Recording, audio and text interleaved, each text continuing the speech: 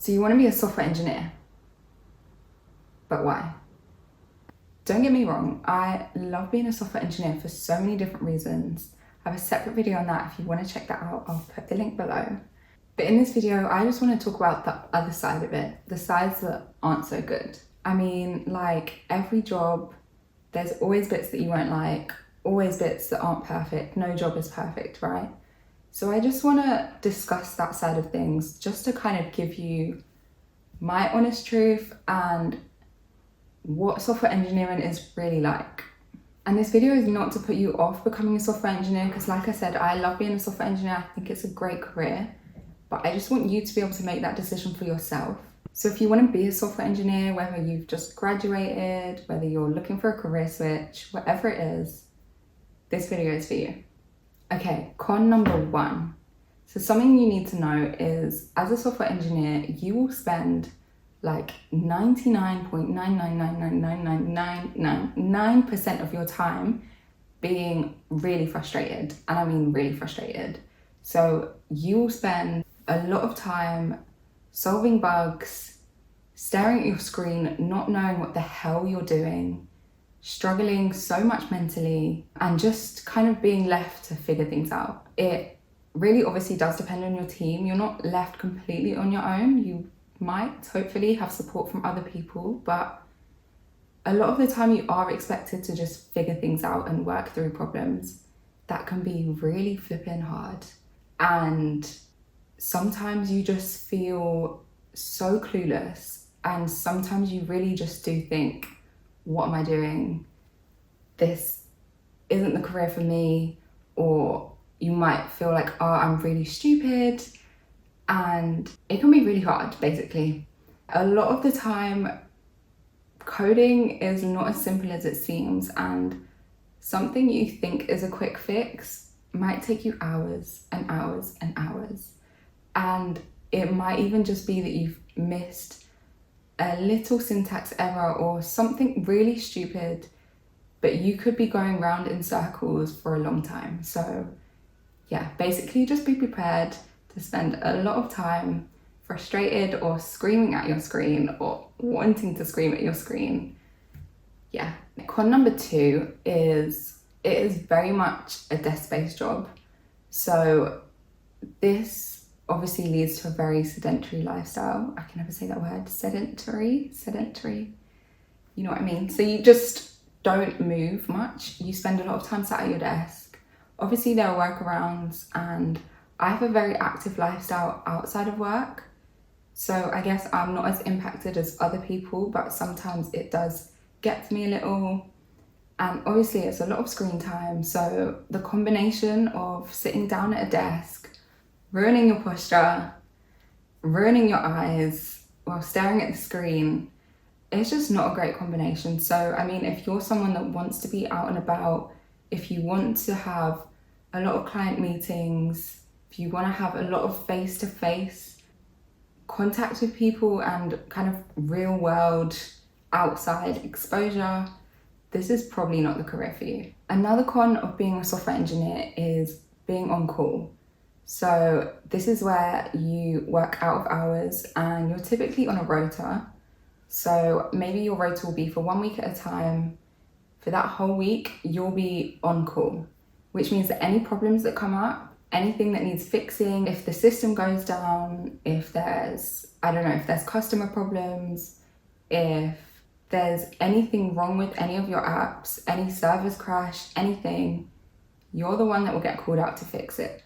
And this could be at any time. So when you're on call, it's typically 24 hours, as in 24 hours round the clock.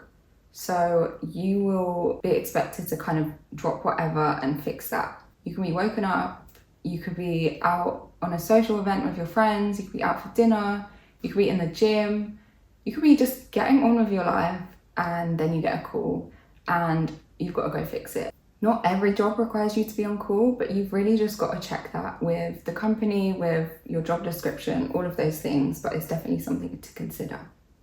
Next point is software engineering is not easy. And I know I alluded to this earlier when I talked about being frustrating, but this is a slightly different point. So it is really hard. And this can be seen as a pro or a con. I don't want a job that's easy because that's boring, and if it doesn't challenge you, what's the point, right? But I just want to reiterate that it is not an easy career. I think a lot of people have the idea that being a software engineer is easy and you get paid a lot to do nothing, just type a few lines of code, but that's not the case. It's really not. Especially if you want to be a good software engineer. There's a difference, right, between just being a software engineer and being a good software engineer. If you want to be a good software engineer, you've got to put the hours in, you've got to put the work in, especially at the start. There's a lot you need to get into your head. It's not just coding, it's not just being able to code, but there are so many aspects that go into being a programmer and having a job as a software engineer. So you actually have to know that you want to do the career and be prepared to put the work in to get where you want to be. And before you even get the job, the interview processes are so difficult. Again, it depends on the company, but a lot of tech roles require multiple stages of interviews. You have online assessments, maybe take-home tasks, interviewers one-on-one, maybe group interviews, design system interviews, different coding tasks, and then values and other more talking aspects. There's a lot that goes into getting a job as a software engineer. Even the interview process from the get-go is not easy. The next one can also be seen as a pro or a con. And that is, there are always new things to learn being a software engineer. So this is great for me because I love learning and I always want to learn new things. I always want to upskill.